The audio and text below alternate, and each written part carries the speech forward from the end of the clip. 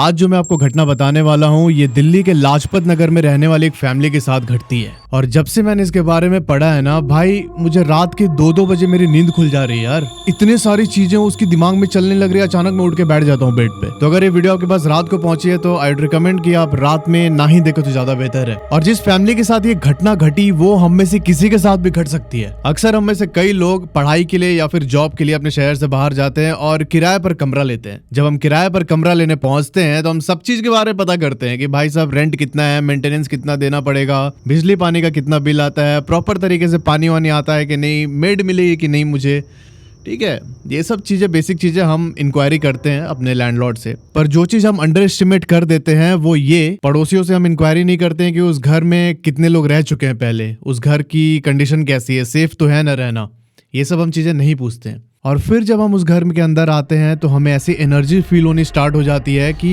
हमारा रहना मुश्किल हो जाता है उस घर के अंदर। हमें एहसास होता है कि हमारे अलावा और भी कोई रह रहा है इस घर में और हमारा इस घर में शिफ्ट होना उसे पसंद नहीं है।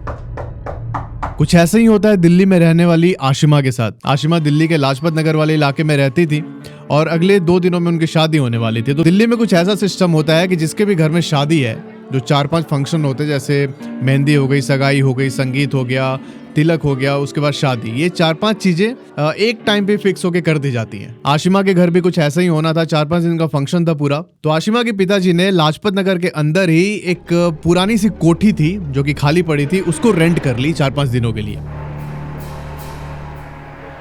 क्योंकि जो भी रिलेटिव्स आएंगे, जैसे बुआ हो गई, मामा मामी, चाचा चाची, ये लोग, वो सब लोग उसमें रहेंगे, उस कोठी में रहेंगे, ठीक है, 4-5 दिनों के लिए। पर आशिमा के पिताजी ने उस कोठी का कोई बैकग्राउंड चेक नहीं कराया। अब देखो, शादियों में हड़बड़ी का टाइम होता है तो उन्होंने भी जल्दी जल्दी में वो कोठी बुक कर ली किसी बिल्डर से लेके। आज उस कोठी में इस फैमिली का पहला दिन था। उसके सारे आशिमा के जो कजन्स वगैरह थे सब लोग उस कोठी में ही रुके हुए थे। आशिमा का आज एंगेजमेंट हो जाता है, ठीक है। एंगेजमेंट होने के बाद सब लोग बहुत थक गए थे और शाम के टाइम सब अपने अपने बेड पे जाके पड़ जाते हैं, थोड़ा सा मतलब चिल वाइब्स, पार्टी वार्टी ये सब करने लगते हैं। रात के करीब 12-12:30 बजे जब आशिमा और उनके कजन्स की पार्टी खत्म होती है तो आशिमा सोचती है कि ठीक है, अब थोड़ा सा मैं अकेले जाके थोड़ा चिल करूंगी, थोड़ा सा रिलैक्स करूंगी, क्योंकि कल भी बहुत सारे फंक्शंस होने हैं तो बहुत टायरिंग हो जाएगा। तो वो थोड़ा सा खुद को रिलैक्स करने के लिए उस कोठी का गेट खोल के, मतलब कोठी के कैंपस था पूरा, और उस घर का गेट खोल के जहाँ ये लोग बैठे हुए थे, आशिमा जो है बाहर निकलती है। जब बाहर निकलती है तो एक कोर्टयार्ड, एक खुला छोटा सा गार्डन जैसा एरिया था और उसके साइड से सीढ़ी ऊपर जा रही थी छत के लिए। आशिमा सिगरेट जलाती है और उस सीढ़ी पे चलने लगती है। तो सीढ़ी पे चढ़ते चढ़ते जब वो ऊपर पहुंचती है, बिल्कुल, अब देखो सीढ़ी यहाँ खत्म हो रहा है और उसके लेफ्ट हैंड साइड में यहाँ से पूरा टेरेस का एरिया, पूरा छत का एरिया है। तो यहाँ से वो लेफ्ट लेके छत की तरफ जाने लगती है। तो थोड़ी दूर वो चलती है और उसको दिखता है कि बिल्कुल टेरेस के एंड पे, जो छत है उसके बिल्कुल एंड पे कोई औरत बैठी हुई है और उसका जो बैक था वो आशिमा की तरफ था। अच्छा, वो जो औरत थी वो पूरे ब्राइडल अटायर में थी, मतलब वो पूरे दुल्हन के उसमें थी, कपड़े में थी। आशिमा ये सब नोटिस कर पा रही थी क्योंकि देखो दुल्हन का जो अटायर होता है पूरा वो लाल कपड़ा और फिर हाथ में बैंगल्स वैंगल्स, तो वो सब आशिमा को थोड़ा सा दिख रहा था। मून लाइट था उस समय, मतलब चांदनी रात थी, तो उसको ना क्लियरली दिख रहा था कि ये कोई औरत है जो कि दुल्हन कोई है जो कि बैठी हुई है यहाँ पे। आशिमा सोचती है यार इस समय कौन होगा। अब देखो आशिमा को उस समय शक नहीं हुआ क्योंकि अब बहुत सारे लोग थे उस कोठी में, उसके बहुत सारे कजन्स, बहुत सारे रिलेटिव्स, काफ़ी बड़ी कोठी थी और काफ़ी बड़ी फैमिली भी थी इसकी। तो उसको लगा कि यार ठीक है, छत पे कोई ऐसे ही आगे बैठा होगा, चलो पूछते हैं एक बार। आशिमा चल के उनके पास पहुंचती है। करीब 1 मीटर का डिस्टेंस रहा होगा उसके और आशिमा के बीच में। आशिमा पूछती है कि कौन है वहाँ पे, आप, रात हो गई बहुत, जाइए नीचे सो जाइए। पर आशिमा को उनसे कोई जवाब नहीं मिलता है। आशिमा चल के थोड़ा सा और करीब जाती है उनके और देखती है कि जो दुल्हन बैठी थी उसका पूरा कपड़ा और जो उसने चूड़ा पहन रखा था, जो शादी में आपने देखा होगा जब नई नई शादी होती तो चूड़ा पहनते इतने से इतने दूर तक, वो सब मेल्ट होके उसकी स्किन पूरी जली हुई थी और उसका कपड़ा और चूड़ा मेल्ट होके उसके स्किन में मतलब मिक्स हो चुका है। वहां पे आशिमा को ना बहुत जलने की बू आती है, जैसा लगता है कोई केरोसिन कपड़े में डाल के किसी ने जला दिया हो, वैसा फील होता है, वैसा महकता है आशिमा को। थोड़ी देर आशिमा वहां पे एकदम सन्न होकर ऐसे खड़ी रह जाती है। फिर वो औरत जो है पीछे होके मुड़ती है आशिमा की तरफ और आशिमा को ऐसा लगा कि उल्टी हो जाएगा। उसने बहुत जोर से ऐसे किया और वो हिल नहीं पा रही थी, वो फ्रीज हो गई अपने जगह पे। तब उस औरत की एक बहुत दर्द भरी आवाज जो है वो आशिमा के कानों में पड़ती है। आशिमा देखती है कि पूरा उसका चेहरा जला हुआ है, सब कुछ मेल्ट होके, पूरी उसकी स्किन जो है मेल्ट होके एकदम मतलब चमड़ा काला पड़ा हुआ, बहुत भयानक रूप उसने देखा उस औरत का। आशिमा सिगरेट फेंकती है वहां पे और भाग के नीचे की तरफ जाने लगती है। इसी बीच क्या होता है कि भागते हुए आशिमा ने जो कपड़ा पहना था उसके पैरों में उलझता है और वो सीढ़ी पे गिरती है। सीढ़ी पे गिरती है तो उसका जो एंकल था वो ट्विस्ट हो जाता है और जो उसकी एल्बो थी, एल्बो में थोड़ा फ्रैक्चर आ जाता है। आशिमा दर्द से बहुत चिल्ला रही थी। फिर इसके रिलेटिव्स जो थे वो उठ के आए कि यार क्या हो गया, आशिमा क्यों चिल्ला रही है। आशिमा को उठा के उस समय लोग जो है हॉस्पिटल पहुंचाते हैं। हॉस्पिटल ले जाते समय आशिमा ने बताया कि उसके साथ ये हुआ है। सब लोग जो भी उसके साथ थे वो लोग दौड़ के टॉर्च वॉर्च लेके गए ऊपर छत पे देखने के लिए कौन था, पर वहां कोई नहीं था। भाई साहब, भाई मेरे रोंगटे खड़े हो गए यार वो सीन इमेजिन करके। अब इतने लोग शादी के लिए इकट्ठा हुए थे तो काम वाम करने के लिए आशिमा के पिताजी ने एक दाई को रखा था। एक जो वहीं पास की एक लोकल कस्बे से काम करने वाली एक आंटी थी, उनको ये बुला कर लाए थे कि चलिए आप 4-5 दिन रहिएगा और जो भी काम वाम होगा घर का वो कर दीजिएगा। वो दाई जो है ऐसे झाड़ू लगा रही थी। झाड़ू लगाते लगाते जो आशिमा के कजन्स वो लोग बैठे हुए थे, वो लोग कल रात के घटना के बारे में बात कर रहे थे। तो ना झाड़ू ऐसे लगा रही है वो, और थोड़ी बूढ़ी थी। वो सुनती है ये बात कि आशिमा के साथ कल क्या हुआ। वो आशिमा के एक कज़न को बुलाती है बाहर अकेले में और बोलती है कि इस कोठी को जितनी जल्दी हो सके खाली कर दो आप लोग। अब आशिमा का कज़न बोलता है कि नहीं आप ऐसे क्यों बोल रहे हैं, अभी तो 4-5 दिन बचे हुए फंक्शन में, पूरी शादी वादी हो जाएगी तब हम जाएंगे। तो बीच में उसको रोक देती है, बोलती है कि बेटा 40 साल पहले यहाँ एक कपल रहता था और मैं उनके ही घर में एज अ मेड काम करती थी। कुछ ऐसा हुआ था जिसकी वजह से मैं बोल रही हूँ कि आप ये कोठी खाली कर दीजिए, वरना आपके लिए बहुत मुश्किल हो जाएगी। भाई साहब, उस औरत की आवाज में इतनी ज्यादा ऐसे बोलते हैं ना कि वार्निंग दे रही है, बहुत कुछ एकदम कुछ कोई अलग से शक्ति आके उस वार्निंग दे रही है, इस तरीके से वो औरत बोल रही थी। फिर इसके कज़न ने, आसिमा के कज़न ने बहुत डिटेल में पूछा कि बताइए पूरी बात क्या हुई थी। तब वो जो मेड थी वो बताती हैं कि आज से 40 साल पहले यहाँ पे एक कपल रहता था। उनका एक छोटा सा फूड जॉइंट था। वो लोग अफ़गानी फूड बनाते थे और जो अफ़गानी रिफ्यूज़ी यहाँ पे आते थे दिल्ली में लाजपत नगर में रहने, तो उसको वो लोग अफ़गानी कुज़ीन जो है अफ़गानी खाना सर्व करते थे। उन्होंने जो अफ़गानी रिफ्यूज़ी आए थे उनमें से ही एक अफ़गान सिख लड़की को गोद ले रखा था।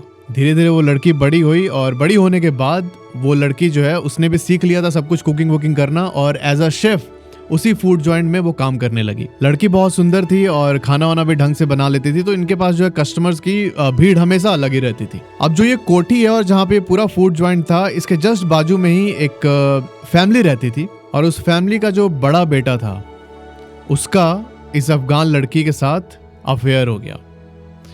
ये दोनों एक दूसरे को पसंद करने लगे। अब ये लड़का जो था इस अफगानी लड़की से शादी करना चाहता था, पर लड़के के फैमिली वाले बहुत अपोज करते थे कि नहीं, ये जो है ऑर्फन है, मतलब इसके माँ बाप नहीं है, गरीब है, क्या ये खाना बनाती है, ये हमारे सोसाइटी उसमें फिट नहीं होगी। तो बहुत अपोज किया घर वालों ने, बट ये लड़का फिर भी नहीं माना। इसने चुपचाप जाके शादी कर ली उससे और अपने घर में ला के रखने लगा। आए दिन जो लड़के के माँ बाप थे वो लोग इस लड़की को टॉर्चर करते थे, बहुत ताना मारते थे। लड़की बड़ी ढीठ थी, दबती वबती नहीं थी अपने ससुराल वालों से। अब लड़की के ससुराल वालों ने देखा कि कुछ भी काम नहीं कर रहा है, तो उन्होंने एक बहुत घिनौनी चाल चल दी। जो लड़की थी उसको नशे की दवाई खिला के पहले उसको बिल्कुल बेहोश किया, और फिर जो उस घर के अंदर नौकर था उसके साथ उसके कॉम्प्रोमाइजिंग पोजीशंस में उसको डालकर उसकी फोटोज खींच ली। मतलब कि उसने हक किया हुआ है, किस कर रहे हैं ये लोग, तो वैसी फोटोज जो है इन्होंने खींच के लड़की को ब्लैकमेल किया पहले, और उसके बाद भी जब लड़की नहीं मानी तब ये दिखा गए कि तुम ये सब करती हो, तुमने अवैध रिलेशंस रखे हैं हमारे सर्वेंट के साथ, तो हम तुमको एज अ बहू इस घर में नहीं रख सकते। तो ये बात, इस बहाने से उन्होंने लड़की को भगाया घर से। अब लड़की रोते रोते अपने माँ बाप के घर जाती है। वहाँ पे सारी जो बात सारी घटना हुई थी उसके साथ वो अपने माँ बाप को बताती है। तो उसकी माँ बोलती है कि ठीक है, तुम यहीं पे रहो कुछ दिन, और ऊपर छत पे हमने मतलब एक कमरा रखा हुआ है, तो वहाँ पे तुम जाके ऊपर रह सकती हो आराम से, और जब तुम थोड़ा सा नॉर्मल हो जाओगी तब हम इसके बारे में बात करेंगे और जो क्या सॉल्यूशन है वो हम फिगर आउट करेंगे। पर ये जो लड़की थी इसके लिए अपना सेल्फ रिस्पेक्ट बहुत बड़ा था भाई, बहुत स्वाभिमानी लड़की थी ये। एक दिन बीता, 2 दिन बीता, और लड़की जो थी ये ना अंदर से घुट रही थी बहुत ज्यादा कि यार ये क्या हो गया, मतलब ऐसा तो मैंने कुछ किया भी नहीं था, मेरे साथ इतना गलत कैसे हो सकता है। और इसी घुटन में एक बार जब वो टेरेस पे जा रही थी, उस सीढ़ी से चढ़ के, जिस सीढ़ी से आसिमा जा रही थी, उस सीढ़ी से चढ़ के ये टेरेस की तरफ जा रही थी, उसने देखा कि सीढ़ी के लास्ट में कोने में एक केरोसिन का पूरा जेरी कैन पड़ा हुआ है। उसने केरोसिन ऑयल अपने ऊपर डाला और खुद को आग लगा लिया। बहुत बुरी तरीके से झुलस गई थी ये लड़की और बहुत जोर जोर से चिल्ला रही थी। अब इस लड़की को ले जाके तुरंत हॉस्पिटलाइज किया गया, 2 दिन तक एडमिट रही, और तीसरे दिन इसकी जो माँ है वो जब प्रार्थना कर रही थी भगवान से कि ये लड़की जल्दी रिकवर हो जाए, तब उसको कुछ केरोसिन जलने की स्मेल आती है। ऐसा लगता है कि उसके आसपास कपड़े में केरोसिन डाल के कोई जला रहा है उस कपड़े को, उसकी स्मेल आती है और इसे ना बहुत एक दर्द भरी आवाज़ सुनाई देती है, और वो आवाज़ थी, बीजी दर्द सहन नहीं होंदा मैनू बचा लो, मतलब कि बीजी मेरे से अब ये दर्द सहन नहीं हो रहा है, मुझे बचा लो। और इस लड़की की जो मम्मी थी ये बिल्कुल शिवर करने लगती है। जब ये पूरी कहानी आशिमा सुन रही थी तब उसने बोला कि रुको रुको रुको, यही सेम लाइन मैंने भी सुना था छत पे कि बीजी मैनू दर्द सहन नहीं होंदा मैनू बचा लो। जो उस लड़की की मम्मी ने सुना, सेम लाइन आशिमा को भी सुनाई थी उस लड़की ने। कुछ देर के बाद हॉस्पिटल से कॉल आता है कि अब वो लड़की इस दुनिया में नहीं है, उनकी डेथ हो चुकी है। लड़की का अंतिम संस्कार ये सब कराया जाता है, बट टाइम के साथ चीजें ठीक नहीं हुई। जो ये कपल था उनको इस लड़की की चीखें और कपड़े में केरोसिन डाल के जैसे जलने के बदबू आते हैं, वो बदबू उस घर से जा ही नहीं रही थी। इन्होंने पेंट करवा लिया, कोटिंग करवा ली, बट कुछ फायदा नहीं हुआ। वो केरोसिन की स्मेल हमेशा इनको वो स्मेल आती रहती थी, और चीखने चिल्लाने की जो आवाज़ थी ये रात के 2-2 बजे 3-3 बजे इनके कानों में गूंजते रहती थी। जब ये पूरी चीज़ असहनीय हो गई, मतलब इनसे जब बर्दाश्त नहीं हुआ, तो इन्होंने फिर उस कोठी को खाली करके ये लोग दूसरी जगह शिफ्ट हो गए। इस कपल के घर खाली करने के कुछ दिनों के बाद जिस लड़के से इस अफगान लड़के की शादी हुई थी उसके घर में गैस लीक होता है, आग लगती है, और वो लड़का और उसका पूरा खानदान उसमें जल के मर जाते हैं। अब जो ये कोठी थी ये पिछले 40 साल से, जब से उस कपल ने इसको खाली किया था तब से ये बंद पड़ी थी, कोई भी रहने नहीं आया इसमें। आज से कुछ दिन पहले ही किसी बिल्डर ने इस कोठी को खरीदा और उसे रेंट पे देने का फैसला लिया। आशिमा और उसकी फैमिली ने वेडिंग पर्पस के लिए इस कोठी को रेंट पे लिया और उनके साथ ये घटना घट गई। तो इससे ये पता चलता है कि जब भी आप अपने शहर से बाहर जाके किसी अनजान जगह पर कोई कमरा रेंट कर रहे हैं, कोई फ्लैट रेंट कर रहे हैं, तो अपने होम ओनर के अलावा जो आपके पड़ोसी हैं जिनके साथ आप रहने वाले हैं, उनसे भी बात करके जरूर देखना। उनसे भी ये चीज़ पता करना कि भाई इस जगह पे कैसा माहौल रहता है, यहाँ पे जो पहले लोग रहते थे वो लोग किस तरीके के लोग थे, कोई सुसाइड या फिर वैसी चीज़ें तो नहीं हुई इस फ्लैट में। तो ये जांच पड़ताल करना बहुत ज़्यादा ज़रूरी है। तो मेरा नाम सौरभ है, इंटरनेट पे मुझे लोग रोविंग लामा के नाम से जानते हैं। Welcome to my new channel. और आपके साथ भी कोई हॉरर इंसिडेंट्स हुआ है, आपके फैमिली में कोई घटना घटी है, तो आप लोग इस वाले ईमेल आईडी पे वो पूरा इंसिडेंट्स मुझे भेज सकते हैं और आपकी कहानी मैं इस चैनल पर लोगों को बताऊंगा। मिलते हैं अगले वीडियो में, तब तक के लिए अपना ध्यान रखिएगा। हर हर महादेव।